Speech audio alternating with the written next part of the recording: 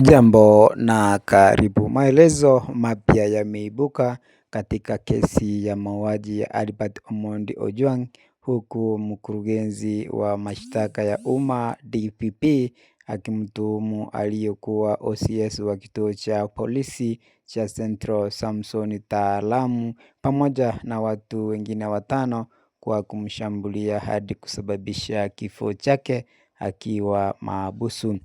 Kwa mujibu wa upande wa mashtaka, Ojwang alikuwa hai na katika hali nzuri alipofikishwa katika kituo hicho cha polisi, lakini alipatikana akiwa amefariki dunia asubuhi iliyofuata akiwa chini ya ulinzi wa polisi.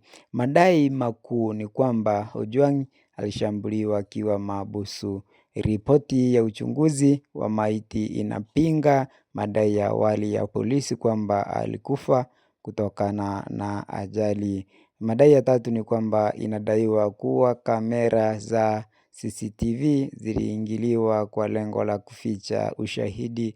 Ushahidi unaotarajiwa kuwasilishwa mahakamani ni huu: ushahidi wa wanafamilia wa marehemu, kauli za maafisa waliomkamata na wale waliokuwa zamu katika kituo cha polisi. Tatu, matokeo ya uchunguzi wa maiti, kile ambacho kwa lugha ya Kiingereza wanaita postmortem. Tatu ni uchambuzi wa wataalamu wa uchunguzi wa kisayansi na wa picha za CCTV. Kutoka hapo waendeshaji mashtaka wanadai kuwa washtakiwa hao walishirikiana katika mpango usio halali uliosababisha kifo cha Ojwang pamoja na jaribio la kuficha ushahidi.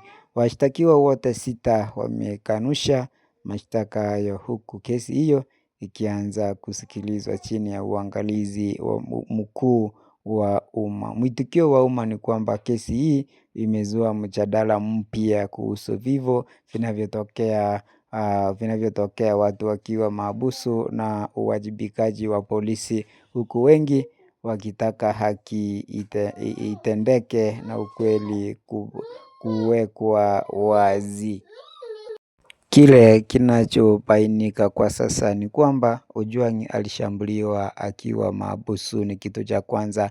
Pili, ripoti ya uchunguzi wa maiti inapinga madai ya awali ya polisi kwamba alikufa kutokana na ajali. Na tatu, inadaiwa kuwa kamera za CCTV ziliingiliwa kwa lengo la kuficha ushahidi. Kumbuka ya kwamba hivi ni visa ambavyo vinaendelea katika nchi hii, ambapo ikitokea kwamba umeenda kinyume na matakwa ama matarajio ya watu wenye nguvu, inasemekana ama utapatikana katika hali hatari, jambo ambalo limekuwa tishio kwa wananchi wengi kutokuwa huru na kuzungumza yale ambayo yanawahusu na yanayowasumbua, kwa sababu wakati mwingine huogopa kwamba iwapo utazungumza vibaya basi utapatikana katika hali hatari, kitu ambacho kinaogofya kwa watu wengi ambao wanateseka kimya kimya bila kusema,